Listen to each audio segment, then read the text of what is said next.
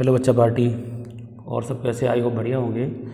आज अपन लोग एक बेहद ही इम्पोर्टेंट टॉपिक जो क्लास 12 बोर्ड एग्जामिनेशन में काफ़ी बार पूछा गया है, अमीनो एसिड, उसके बारे में बात करेंगे।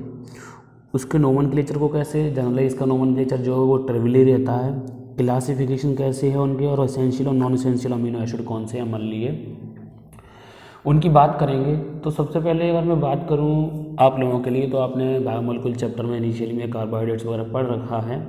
क्योंकि प्रोटीन्स अमीनो एसिड्स के बिना नहीं हो सकते, इसलिए पहले अमीनो एसिड्स का टॉपिक कराना जरूरी है। तो अमीनो एसिड की क्लासिफिकेशन, अमीनो एसिड की नोमेनक्लेचर, एसेंशियल नॉन एसेंशियल और उनके कुछ स्ट्रक्चर के साथ अपन लोग फिर प्रोटीन की स्टार्टिंग करेंगे, फिर प्रोटीन के स्ट्रक्चर और प्रोटीन के टाइप डिटेल में पढ़ेंगे, ठीक है ना। तो सबसे पहले स्टार्ट करते हैं अमीनो एसिड्स। तो अमीनो एसिड्स जनरली क्या होते हैं, तो देखो नाम से क्लियर हो रहा है, अमीनो ग्रुप भी होना चाहिए और एसिडिक ग्रुप भी होना चाहिए, ठीक है ना। तो कैसे, अगर अपन लोग डेफिनेशन की बात करें तो जैसे देखिए पहले स्ट्रक्चर बनाता हूँ, फिर मैं डेफिनेशन की बात करूँगा। जैसे मान लीजिए दिस इज एल्काइल ग्रुप, एक ही कार्बन से आपका एसिडिक ग्रुप भी होना चाहिए और अमीनो ग्रुप भी होना चाहिए। और ऐसे जो स्ट्रक्चर होंगे आपके जितने भी, जैसे अगर मैं बात करूं, ये है आपका carboxylic acid, carboxylic acid group, और ये है आपका अमीनो ग्रुप, ठीक है ना। ये है आपका अमीनो ग्रुप। तो ऐसे जितने भी स्ट्रक्चर होंगे उन सबको अपन लोग क्या बोल देंगे, अमीनो एसिड। अब चूंकि इस वाले कार्बन के रेस्पेक्ट देखेंगे, जैसे आप लोगों को याद होना चाहिए, एक अपन लोगों ने क्लास 11 में पढ़ा हुआ है, प्रायोरिटी ऑर्डर जो पढ़ा हुआ है आपने फंक्शन ग्रुप का, तो उसमें कार्बोक्सिलिक ऊपर आता है, करो सुल्तान ऐसे, अकल अमीना नहीं आलिया के हो, तो अमीना काफ़ी नीचे आ रहा है, इस वजह से दिस इज अल्फा कार्बन। तो इसको अगर मैं बेसिकली बोलूँ तो this is alpha amino acid, और अल्फा अमीनो एसिड को ही अपन लोगों को डिटेल में जानना है यहाँ पर। तो ये हो गया आपका अल्फा अमीनो एसिड। अगर डेफिनेशन की बात करें अपन लोग तो मैं लिख सकता हूँ amino acids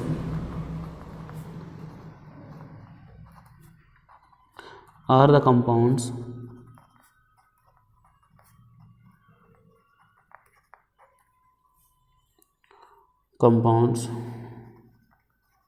which have both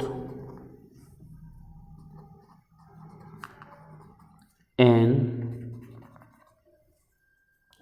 amino group and carboxylic group।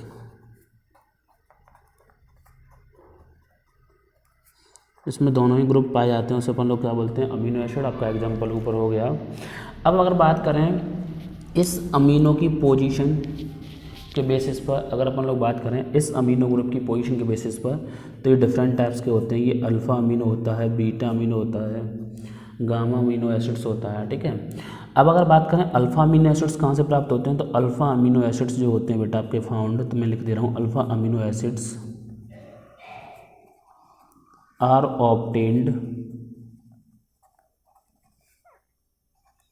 On hydrolysis of protein.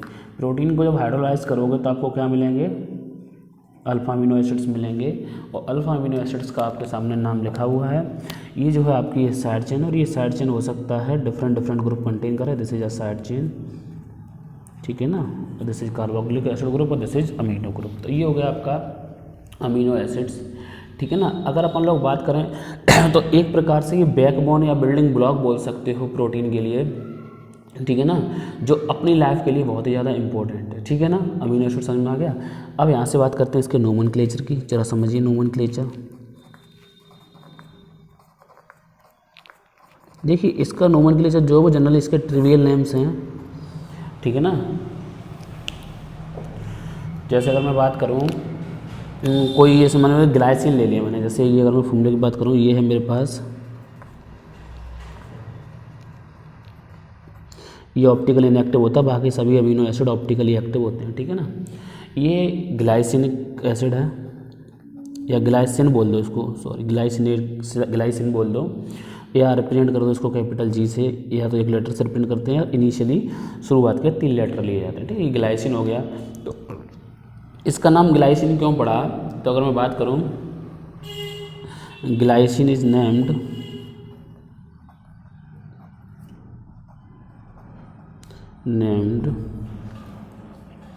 It has sweet taste. ये बाइडेंटिटी लिगेंड है, अपन लोगों ने पढ़ा हुआ है ना। It has sweet taste in Greek, और ग्रीक में किसको बोलते हैं? स्वीटेस्ट ग्लाइसिनिक को, ठीक है। और ग्लूकोज मीन्स क्या होता है ग्रीक में? तो इन ग्रीक ग्लूकोज का मीन्स होता है मीठा। In Greek glucose means sweet, ठीक है ना। ग्लूकोज मीन्स क्या होता है? स्वीट। तो यहाँ से आप लोगों को क्लियर हो गया होगा कि ग्रीक में अपन लोग ग्लूकोज को मीठा कहते हैं, इस वजह से इसका नाम क्या पड़ेगा आपका? ग्लाइसिन, ठीक है ना। अब अमीनो एसिड्स के अगर रिप्रेजेंटेशन की बात करें तो रिप्रेजेंटेशन कैसे किया जाता है? तो रिप्रेजेंटेशन भी समझ लीजिए।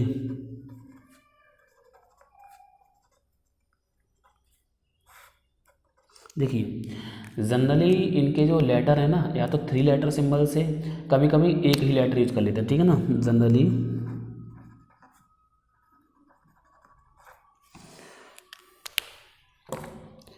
3 लेटर सिंबल,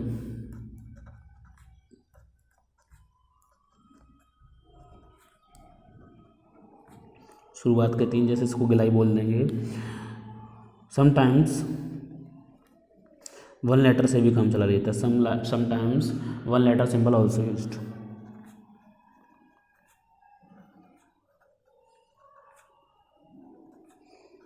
ऑल्सो यूज्ड। चलिए जैसे अगर मैं एक और एग्जांपल ले लूँ, CH3 NH2 H COOH, this is alanine. Alanine, या तो इसको एला बोल देंगे या कैपिटल ए बोल देंगे, ठीक है ना। तो ये तो हो गया आपका रिप्रेजेंटेशन किसका? अमीनो एसिड्स का। अब अगर लोग बात करें अपन लोग क्लासिफिकेशन की, तो यहाँ से समझिएगा क्लासिफिकेशन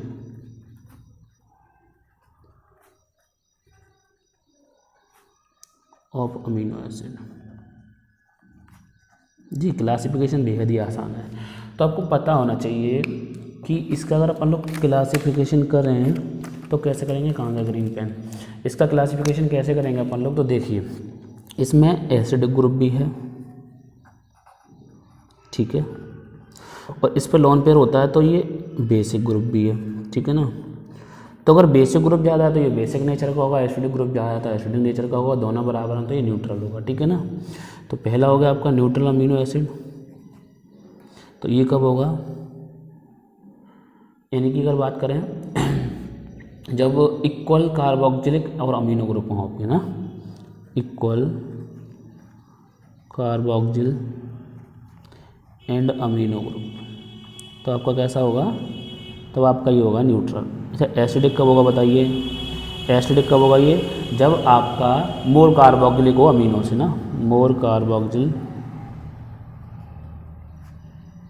देन अमीनो, ओके ना। चलिए उसके बाद न्यूट्रल हो गया, एसिडिक हो गया। अब कौन सा आता है आपका? बेसिक। बेसिक कब होगा भाई? बेसिक जब होगा लेस कार्बोक्सिल देन अमीनो, ठीक है ना। जब कार्बोक्सिल कम हो और अमीनो आपके ज़्यादा हो तब आपका कैसा होगा? बेसिक होगा। अब अपन लोग बात करें एसेंशियल नॉन एसेंशियल, तो चलिए थोड़ी सी जगह है हमारे पास तो हम वहाँ पर स्टडी करते हैं एसेंशियल नॉन एसेंशियल की, ठीक है ना।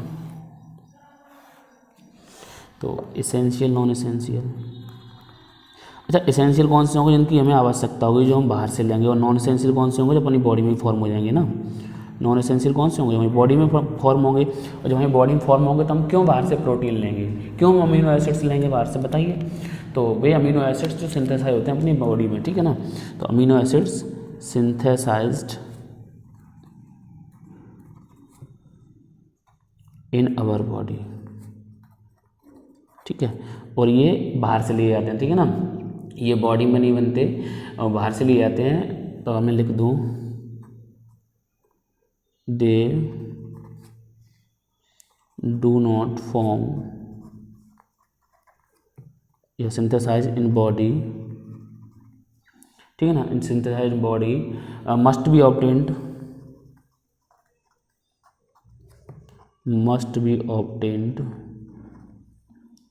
थ्रोट डाइट, ठीक है ना, थ्रोट डाइट। तो अगर इसके एग्जाम्पल की बात करें तो इसके एग्जाम्पल हो जाते हैं आपके वेलाइन, ठीक है, ल्यूलाइन, इनके स्ट्रक्चर में बाद में बता दूंगा, ल्यूलाइन अभी जगह नहीं है इतनी, ठीक है ना। अगर वैसे बात करें इसका वेलाइन का स्ट्रक्चर तो लाइए मैं यहाँ पे बना दे रहा हूँ वेलाइन का स्ट्रक्चर, CH3 का होल ट्वाइस CnH2 COOH, ये होता है आपका वेलाइन का स्ट्रक्चर, ठीक है ना। आई होप बात समझ में आ गई होगी खूब अच्छे से आप लोगों के। ल्यूलाइन का थोड़ा सा बढ़ जाता है, इससे के CH2 का ऑल्टास के बीच में आपका CH2 भी आ जाता है, ठीक है ना। तो आई होप अमीनो एसिड्स खूब अच्छे से आप लोगों को समझ में आ जाएंगे। इसके बाद अपन लोग बात करेंगे अमीनो एसिड्स के बाद, अगर अपन लोग बात करें तो प्रोटीन्स की करेंगे। अगर अपन लोग बात करें इसकी प्रॉपर्टीज़ की या अमीनो एसिड के स्ट्रक्चर की, तो स्ट्रक्चर मैंने कुछ तो आप लोगों को बताए ना, अच्छा भी नहीं बताया स्ट्रक्चर। तो हाँ, स्ट्रक्चर अगर मैं बताऊँ तो ये जिट्राइन की तरह बिहेव करता है। जिट्राइन आप लोग समझते होंगे, जैसे जिट्राइन में बता दूं क्या होता है। जिट्राइन भी एक इम्पोर्टेंट है आप लोगों के लिए। जिट्राइन की बात करें तो हम जैसे इसको आपका सोल्यूशन में डालेंगे तो क्या होगा, देखिए ये मैंने मान लीजिए कोई मेरे पास अमीनो एसिड है और ये नाइट्रोजन के पास लोन पेयर है भाई COOH। इसको जैसे अपन लोगों ने वाटर में डाला, ठीक है ना, तो हमें क्या मिला RCH NH3+, यानी कि जो हाइड्रोजन था वो नाइट्रोजन के ई लोन पेयर के पास चला जाएगा आयनाइज होके, और यहाँ से हमें मिल जाएगा COO-, ठीक है ना। ये जिट्राइन है आपका, क्योंकि यहाँ पर दोनों ही एसिडिक ग्रुप भी प्रेजेंट है और आपका बेसिक ग्रुप भी प्रेजेंट है, तो दिस इज अ जिट्राइन, ठीक है ना। तो कार्बोक्सिलिक ग्रुप की अगर बात करें, क्रिस्टलाइन सॉलिड्स होते हैं, कलरलेस होते हैं आपके, और वाटर में सॉल्युबल होते हैं। मेल्टिंग पॉइंट की बात करें तो काफ़ी ज़्यादा होते हैं और ये बिहेव करते हैं जस्ट लाइक अ सॉल्ट। तो क्यों? क्योंकि इनके पास एसिडिक ग्रुप भी और आपका बेसिक ग्रुप भी है, ठीक है ना। बात समझ में आ गई होगी। और अगर एक और बात बोलें तो ये एम्फोटेरिक बिहेवियर भी शो कर देते हैं, यानी कि एसिडिक बिहेवियर भी शो कर देते हैं और बेसिक बिहेवियर भी शो कर देते हैं। तो इतना आप पर्याप्त स्ट्रक्चर में, बाकी कोई ज़्यादा खास बात नहीं करेंगे, ठीक है ना। उसके बाद अपन लोग बात करेंगे पेप्टाइड्स और प्रोटीन्स की। चलिए मिलूंगा मैं नेक्स्ट वीडियो में, तब तक के लिए आप सभी अपना ख्याल रखिए। Good bye, take care.